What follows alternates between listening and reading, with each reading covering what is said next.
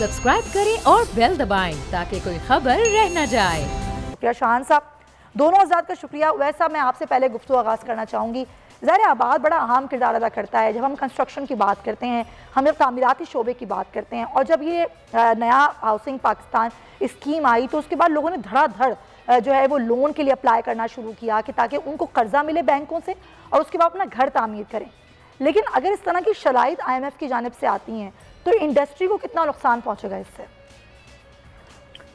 जी अस्सलाम वालेकुम। सबसे पहले तो आपका शुक्रिया कि आपने अपने प्रोग्राम में मुझे मदऊ किया।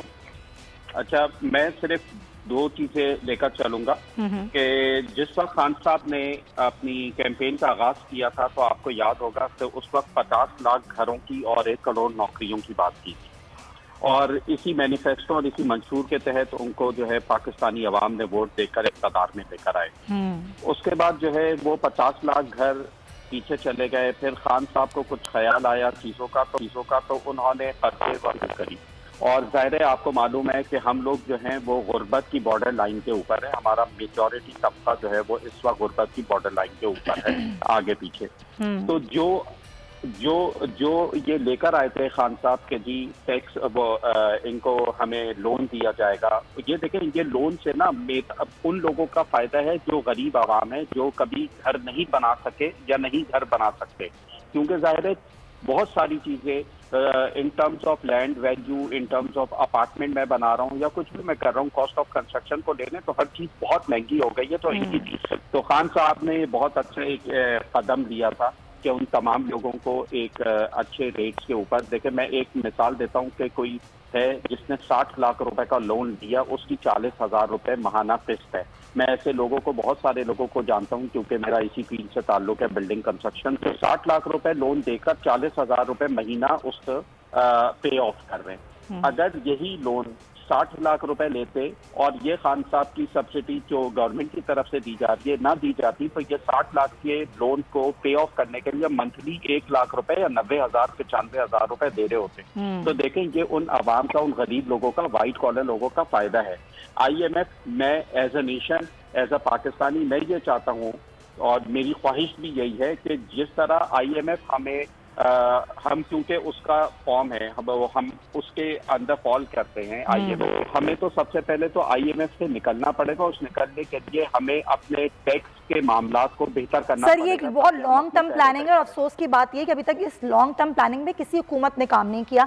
हम बहुत सालों से ये इस प्रोग्राम में जा रहे हैं, 22वां प्रोग्राम है हमारा IMF का। मैं इस पर बात करूंगी और मुझे आपसे एक सवाल और करना है, क्योंकि आप जिस तरीके से कंस्ट्रक्शन का आपने कहा ना कि हर चीज़ की कीमत बढ़ चुकी है, चाहे वो सरिया हो, सीमेंट हो या दीगर, उस पर भी कितना असर पड़ा है इस पर भी हम बात करेंगे। लेकिन ज़रा शाहान साहब को भी हम शामिल गुफ्तगू करते हैं। शाहान साहब, जब कोई भी मिडिल क्लास तबका या फिर लोअर मिडिल क्लास तबका वो ये सोचता है कि उसको बैंक से कर्ज लेना है और अपने घर की तामीर के लिए लेना है, तो वो कितना आसान है कि आप उस कर्ज के लिए जाएं बैंक्स के पास और फिर वो आपको बहुत बड़ी बड़ी शराइत बताते हैं कि आप इन शराइत को पूरा करें तो फिर आपको कर्जा मिलेगा।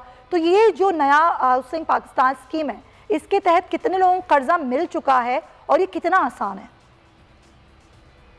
अच्छा जी, अस्सलाम वालेकुम और बहुत शुक्रिया आपको इस सेशन रखने का। ये आपने जब अपना प्रोग्राम स्टार्ट किया तो आपने अपने प्रोग्राम के स्टार्ट में खुद बताया कि लोगों ने 250 अरब रुपए की बैंक फाइनेंसिंग के लिए कर्जे के लिए अप्लाई किया, जिसमें से 170-75 अरब की अप्रूवल आ गई। तो अगर 250 अरब के लिए अप्लाई किया जा रहा है और 175 अरब की अप्रूवल आ रही है कि उनको बैंक ने अलाउ कर दिया कि आप हमारे पास से घर ले लें, तो ये इस बात की निशानी है, इस बात की इंडिकेशन है कि अल्हम्दुलिल्लाह बैंक जो है इसको बढ़ चढ़ के फाइनेंसिंग कर रहे हैं और इसका जो रेशो है वो नॉर्मल लोन के रेशो से भी ज्यादा अच्छा है। क्योंकि ये स्टैट्स जो आपके स्टैट्स ही ये बता रहे हैं कि जी बैंक इसको बढ़ चढ़ के फाइनेंसिंग दे रहे हैं और लोग फायदा उठा रहे हैं। और अल्हम्दुलिल्लाह अब तक 38 अरब रुपए की लोग फाइनेंसिंग ले चुके हैं। तो जो बाकी लोगों ने फाइनेंसिंग नहीं ली उसकी वजह ये कि वो जगह या घर ढूंढ रहे हैं। तो ये भी लोगों के लिए चैलेंज है। जैसे अभी सर ने कहा कि महंगाई हो गई है, घर मिलना मुश्किल है, लेकिन माशाल्लाह 38 अरब डिसबर्स कर चुके बैंक थोड़े से। तो ज्यादा से ज्यादा कर्जा कितना मिल रहा है एक शख्स जिसको घर बनाना है, चाहे वो फ्लैट की सूरत में हो या मकान की सूरत में हो, तो ज्यादा से ज्यादा कर्जा कितना मिल रहा है? देखिए, इसकी जो मैक्सिमम लिमिट है वो 1 करोड़ रुपए की है, 10 मिलियन की है। मेरा पाकिस्तान मेरा घर जो गवर्नमेंट की स्कीम है, इसके तहत 1 से 1 करोड़ रुपए तक जो है वो बैंक से लोन जो फाइनेंसिंग है वो हासिल कर सकता है। ठीक है। और अगर कोई शख्स मिसाल के तौर पर वो कर्ज ना उतार पाए और फिर उस पर बैंक को नुकसान उठाना पड़े, तो वो किस तरह से भरपाई होगी? देखिए, उसका जो नॉर्मल तरीका होता है, नॉर्मल फाइनेंसिंग का तरीका होता है, वही तरीका अपनाया जाएगा। अच्छा। तो ऑब्वियसली उसको बार बार ये कहा जाता है कि आप लोन को पे करें, जब वो पे नहीं कर पाता तो फिर जो बैंकिंग प्रोसीजर्स होते हैं उसके तहत जो है वो फिर काम किया जाएगा, उस पर कार्रवाई की जाएगी। तो यानी कि हुकूमत यहाँ इन्वॉल्व नहीं होगी कि अगर ये ज़ाहिर हुकूमत का है एक मंसूबा और हुकूमत की एक स्कीम है, उसके तहत ये कर्जे दिए जा रहे हैं और अगर एक शख्स नहीं दे पाता या उसकी कोई ऐसी फाइनेंशियल सूरत हाल हो जाती है तो बैंक यानी कि उसका जो घर है वो उससे ले लेगा, यहाँ हुकूमत की इन्वॉल्वमेंट नहीं होगी? यहाँ जो हुकूमत ने किरदार अदा किया है ना, वो ये किरदार अदा किया है कि जैसा कि अभी सर ने बताया कि अगर एक आदमी नॉर्मल फाइनेंसिंग के लिए जाता तो उसकी किस्त बनती 40 लाख के अगेंस्ट 90,000 रुपए। यहाँ पे किस्त बन रही है 40,000 रुपए। तो 50,000 रुपए इट मीन्स कि हर महीने सब्सिडी दी जा रही है, कुछ बैंक के एंड से और कुछ गवर्नमेंट के एंड से। तो बैंक हर महीने जो वो इतने की बचत जो है वो एक आम आदमी को प्रोवाइड कर रहा है कि वो अपना घर दे। और अगर कोई शख्स किराए के घर पे भी रहता है तो इसकी जो नॉर्मल रेंटल बन रहा है वो भी इतना कम बन रहा है जो किराए के घर के बनता है उसके आसपास है। तो ये नॉर्मली तो शाहान साहब, अब अगर सिचुएशन अगर ऐसी आ जाए, अभी तो तजवीज़ है IMF की, अगर IMF की तजवीज़ शर्त पे हो जाए तब्दील और IMF ये कह दे कि जी शर्त है हमारी कि जितने भी कर्जे दिए गए वो वापस ले लिए जाएं और जितनी भी ये स्कीमें ख़त्म कर दी जाए, तो इससे बैंकिंग निज़ाम पर कितना बोझ पड़ेगा? लेकिन नॉर्मली जब ऐसा कुछ होता है ना तो उसमें जो कर्जे दे दिए जाते हैं उनको वापस लेने की शर्त आमतौर पर हमने माजी में कभी भी नहीं देखी इन हिस्ट्री। कभी ये नहीं होता कि जो आपने दे दिया वो वापस ले लिए जाए, ये तो मुमकिन ही नहीं होता ना कि लोग उसको वापस कर पाए। सही है। तो जब भी कंडीशन आती है ये फ्यूचर में आती है और फ्यूचर में भी जब आती है तो इसमें IMF टाइम देता है 3 महीने 6 महीने। लेकिन जो बहुत अच्छी और पॉजिटिव बात हुई है कि आबाद ने भी फौरन इस पर आवाज उठाई और कंडेम किया कि इसको ऐसा नहीं करना चाहिए।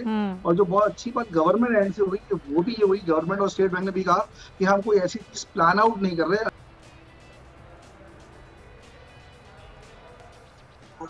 बहुत सारे पर लोन दिया जाता है तो कई तजावीज आती हैं, तो लेकिन जरूरी नहीं होता कि आप सारी तजावीज पे अमल करें। तो उस पर गवर्नमेंट और IMF नेगोशिएट करते हैं, तो ये लोगों की भलाई के लिए हो रहा है और एक बहुत बेहतरीन काम है और इसने अब आके अपना मोमेंटम पकड़ा है।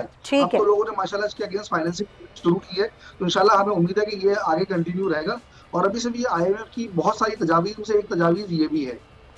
ठीक है, चलें अल्लाह करे कि तजवीज़ की हद तक ही रहे, इसको शर्त ना बनाया जाए IMF की जानिब से। वैसे अब ज़ाहिर है आपने जिस तरीके से कहा कि महंगाई की सूरत में हर चीज़ की कीमत बढ़ चुकी है, कंस्ट्रक्शन बिजनेस है, ज़ाहिर है उस पर अगर किसी ने सरमायाकारी की है या फिर अगर कर्ज लिया है तो अब आहिस्ता आहिस्ता वो कीमत कहीं की कहीं पहुंच गई है। सीमेंट की कीमत बढ़ गई है, सरिये की कीमत बढ़ गई है, इस तरीके से और चीज़ों की कीमतें बढ़ गई हैं। तो उससे कितना असरअंदाज होगा अगर शख्स ने कर्जा लिया हुआ है बैंक से और कोई भी बिल्डर या कोई भी जो घर बना के उसको दे रहा है कि जी कर्जा आपका इतना है लेकिन अब लागत इतनी आएगी, तो फिर वो शख्स क्या करेगा? देखें, आप ये बात को समझें कि हमारी जो कंस्ट्रक्शन इंडस्ट्री है इसके साथ सिर्फ अगर मैं कंस्ट्रक्शन इंडस्ट्री की अलाइड इंडस्ट्रीज को जोड़ लूँ वो तकरीबन कोई 70-72 अलाइड इंडस्ट्रीज हैं जो पाकिस्तान का पहिया चलाने में अपना किरदार अदा करती हैं।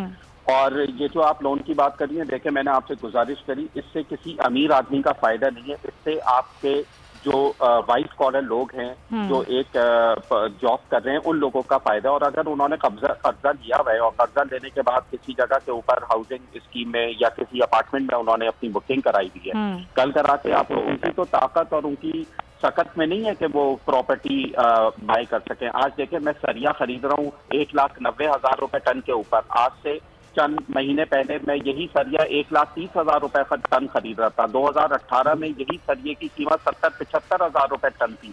तो आज आप देख लें, मैं सिर्फ सरिया क्योंकि एक बेसिक नेसेसिटी है इस बिल्डिंग कंस्ट्रक्शन की, तो आप सरिये की प्राइस देख लें कितनी पहुंच गई है। 400 रुपए सीमेंट की बोरी, 350 रुपए सीमेंट की बोरी, आप 700-750 रुपए सीमेंट की बोरी है। तो डबल दी कॉस्ट और सिर्फ मटीरियल कॉस्टिंग में इजाफा हो चुका है। तो अगर इन जो और अलाइड इंडस्ट्रीज है जो ये है आपका दरवाजे हैं, शीशा है, एल्युमिनियम है, टाइल है, मार्बल है, यू नेम इट, हर चीज में महंगाई हो चुकी है। तो मेरा मशवरा ये है, मेरा तजवीज़ ये है कि IMF के उससे हमें निकलना पड़ेगा और उसके ऊपर काम करना पड़ेगा, हुकूमत को काम करना पड़ेगा। अगर हुकूमत ये चाहती है कि उसका ये मंशूर का एक हिस्सा, बड़ा हिस्सा कोलैप्स ना हो, तो इस प्रोग्राम से निकलना पड़ेगा, लेकिन एक लॉन्ग टर्म प्लानिंग है। चले, बहुत शुक्रिया आपका उवैस थानवी साहब, आपके वक्त का भी बहुत शुक्रिया, और शाहान साहब भी आप हमारे साथ मौजूद, शुक्रिया। और सब्सक्राइब करें और बेल दबाएं ताकि कोई खबर रह न जाए।